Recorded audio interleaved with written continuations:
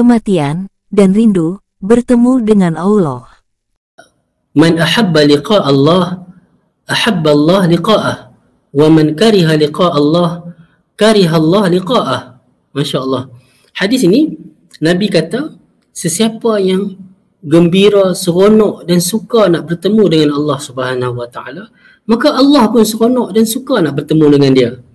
Dan Musa Online. Kematian dan rindu bertemu dengan Allah. Ismail berkata kepadaku, Malik berkata kepadaku, kepada Abu Zinad, kepada Al-Araj, kepada Abu Hurairah, bahwa Rasulullah, semoga Allah memberinya kedamaian, berkata, ketika Allah berkata, hambaku senang bertemu denganku, aku senang bertemu dengannya, dan jika dia benci, bertemu denganku, aku benci, bertemu dengannya. Tentang otoritas Abu Hurairah radhiyallahu anhu, bahwa Nabi Shallallahu Alaihi Wasallam mengatakan, Allah berfirman, jika hambaku menyukai pertemuan denganku, aku juga menyukai pertemuan dengannya, dan jika dia tidak menyukai pertemuan denganku, aku juga tidak menyukai pertemuan dengannya. Sahih Al-Bukhari, 7504. Hadits ini cukup menjelaskan dan menunjukkan bahwa seorang muslim ketika berpikir tentang kematian, dia berharap untuk masuk surga dan bertemu dengan Allah. Jadi dia kurang lebih menyukai kematian. Tetapi orang-orang kafir takut akan kematian karena mereka tidak beriman dan tidak mengharapkan surga. Orang beriman yang menyukai surga juga menyukai kematian untuk bertemu Allah. Alhasil, Allah juga suka bertemu dengannya.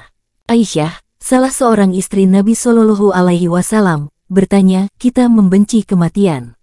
Nabi bersabda, bukan itu yang aku maksud, melainkan orang mukmin, ketika dijemput oleh kematian, ia mendapatkan kabar gembira, bahwa ia memperoleh ridho dan karamah Allah, maka tidak ada sesuatu yang lebih ia sukai daripada apa yang ada di hadapannya, sehingga ia amat senang untuk bertemu dengan Allah.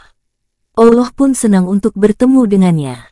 Adapun orang kafir, ketika dijemput oleh kematian, maka ia mendapatkan kabar gembira, bahwa ia akan mendapatkan azab dan siksa Allah, maka tidak sesuatu yang paling ia benci daripada apa yang ada di hadapannya, sehingga ia tidak senang untuk bertemu dengan Allah. Allah pun tidak senang untuk bertemu dengannya. Hadis riwayat Bukhari, hadits sahih. Assalamualaikum warahmatullahi wabarakatuh. Kita akan mendengar pesanan Nabi SAW dalam hadis yang diriwayatkan oleh beberapa orang para sahabat. Hadis ini dikeluarkan oleh Imam Al-Bukhari dan Muslim. Hadis yang Nabi SAW bersabda, man ahabba liqa Allah, ahabba Allah liqa'ah, wa man kariha liqa Allah, kariha Allah liqa'ah. Masya Allah. Hadis ini Nabi kata, sesiapa yang gembira, seronok dan suka nak bertemu dengan Allah Subhanahu Wa Taala, maka Allah pun seronok dan suka nak bertemu dengan dia. Dan sesiapa yang benci, tak suka nak bertemu dengan Allah Subhanahu Wa Taala, maka Allah pun tak suka nak jumpa dia. Apabila mendengar hadis ini, ada riwayat yang menyebutkan isteri Nabi yang lain. Tapi riwayat yang saya bacakan ini adalah Aisyah radhiyallahu anha. Apa Aisyah kata bila dengar hadis ni? Inna lanakrahul maut.